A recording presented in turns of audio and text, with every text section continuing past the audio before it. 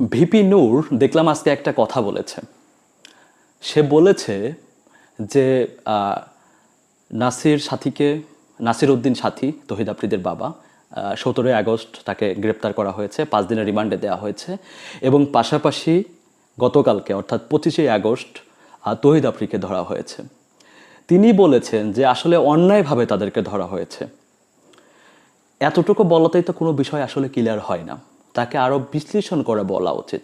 বাংলাদেশে 18 কোটি 20 কোটি মানুষ যেখানে জানে এবং বোঝে যে তারা অন্যায় করেছে, তার বাবা এবং সে ফ্যাসিবাদীদের সাথে সংশ্লিষ্ট হয়ে দেশের বিপক্ষে দেশদ্রোহী কাজ করেছে, তাহলে এই মুহূর্তে সে কত বড় বিচারক হলে এই কথাটা বলতে পারে যে তাদের অন্যায়ভাবে ধরা হয়েছে, ভুল করে ধরা হয়েছে?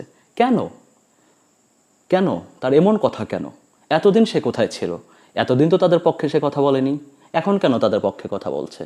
অনেকেই গুজব ছড়াচ্ছে তাকে নাকি অনেকগুলো টাকা দিয়েছে। হতেই পারে, এটা অবিশ্বাসের কোনো কিছুই নেই, তাকে দিতেই পারে, তাদের বিরুদ্ধে সে মুখ খুলতেই পারে। সেও ভিপি নুর একটা মিডিয়া পার্সন, সে একটা দলকে নেতৃত্ব দিচ্ছে, তার একটা দল রয়েছে। আর সে এই মুহূর্তে এসে যারা ফ্যাসিবাদীদের সঙ্গে দেশকে ধ্বংস করেছে, দেশকে ধ্বংসের পথে নিয়েছে, এখন তাদের পক্ষেই কথা বলছে।